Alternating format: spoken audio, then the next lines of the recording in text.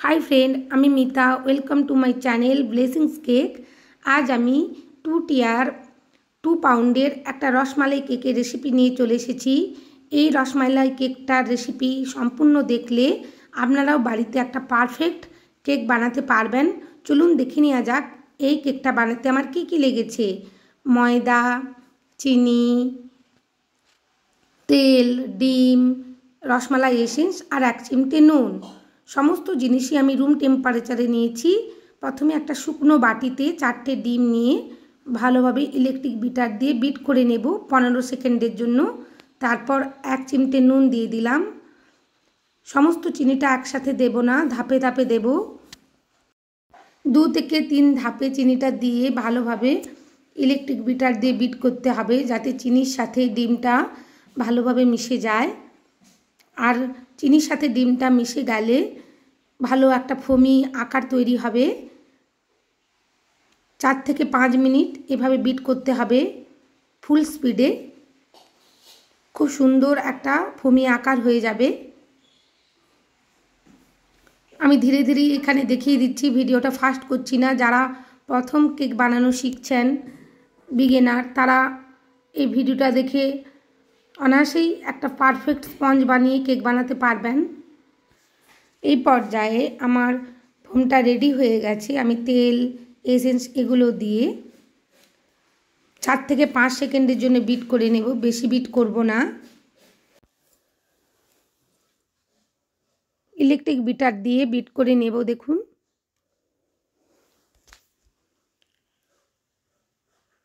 ধীরে ধীরে বিট করে নিলে এসেন্স আর তেলটা ভালোভাবে মিশে যাবে।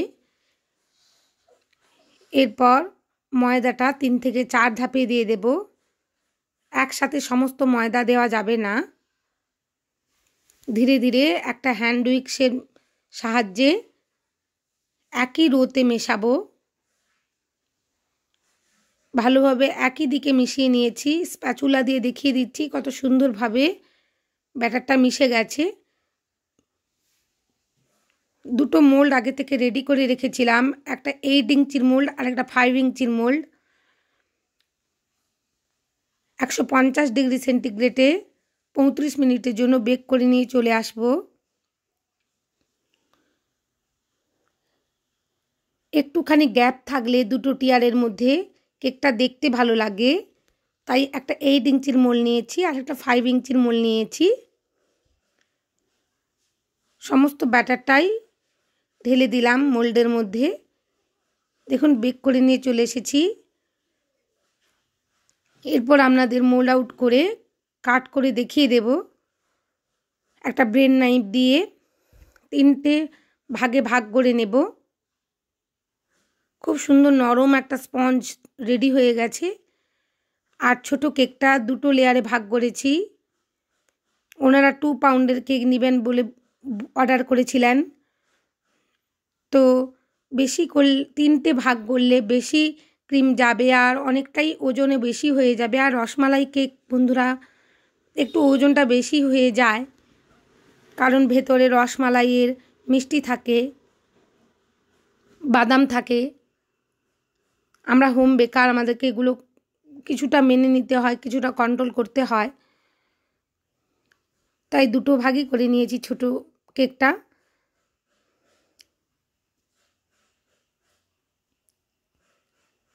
দ্বিতীয় লেয়ারটাও একইভাবে বসিয়ে ভালোভাবে সোপ করে নিয়েছি রসমালাই দিয়ে। তারপর ক্রিম দিয়ে ভালোভাবে ছড়িয়ে দিয়ে একই রকমভাবে বাদাম আর মিষ্টি দিয়ে ভরে দেব।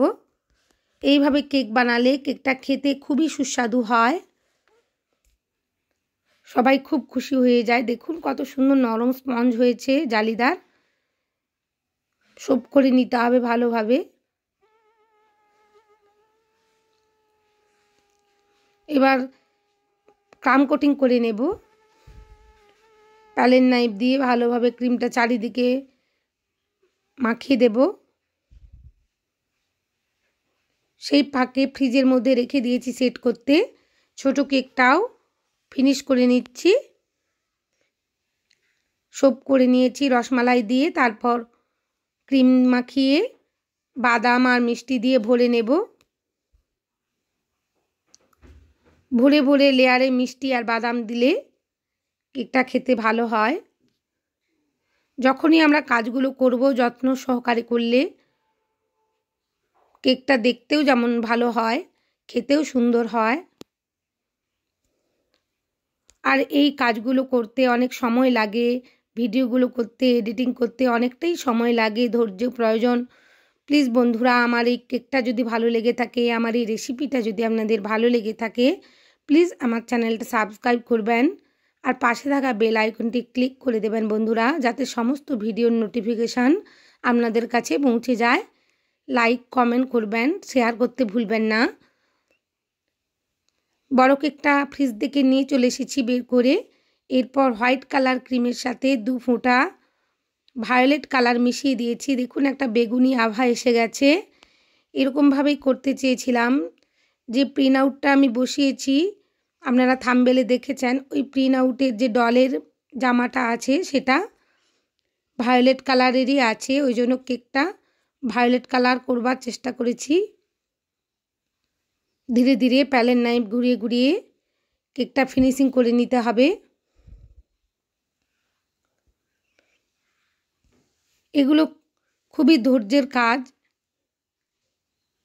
অনেকটাই এফোর্ট দিতে হয় এই কাজগুলো করবার সময়। দেখুন বড় কেকটা আমার ফিনিশিং হয়ে গেছে, এবার ছোট কেকটা করে নিচ্ছি। একইভাবে ক্রাম কোটিং করে আমি সেট করতে রেখে দিয়েছিলাম, তাই অল্প ক্রিমের মধ্যেই খুব সুন্দর একটা ফিনিশিং এসে যাচ্ছে। যাদের 2 টিয়ার কেক বানাতে অসুবিধে হয় তারা এই ভিডিওটা দেখে অবশ্যই বানাতে পারবেন। এটা একটু দূরে যাবে, তাই সিকিউর করবার জন্য স্ট্র দিয়ে দিলাম মাঝে। দেখুন আস্তে করে একটা বড় প্যালেট নাইফ দিয়ে ছোট কেকটা তুলে নিয়ে বসিয়ে দিলাম। এরপর ডলটা বসিয়ে দিয়ে, এটা প্রিন্ট আউট করে বের করেছিলাম আমি কম্পিউটার থেকে, তো সেটা দিয়েই কেকটা ডেকোরেট করব আজ। হোয়াইট কালারের ক্রিম নিয়ে নিয়েছি একটা ছোট্ট স্টার নোজেলের মধ্যে। তারপর ধীরে ধীরে খুব সুন্দরভাবে ডলের জামাটা করে নিচ্ছি। দেখুন ডলের জামার চারিদিকে বর্ডারটা করে নিয়েছি। এরপর ডিজাইন করে নিয়েছি ছোট্ট স্টার নোজেল দিয়ে। তারপর উপরেও খুব সুন্দরভাবে ডিজাইন করে দিচ্ছি। ধীরে ধীরে এই কাজগুলো করতে হবে, তাড়াহুড়ো করলে ডিজাইনটা এলোমেলো হয়ে যাওয়ার সম্ভাবনা থাকে।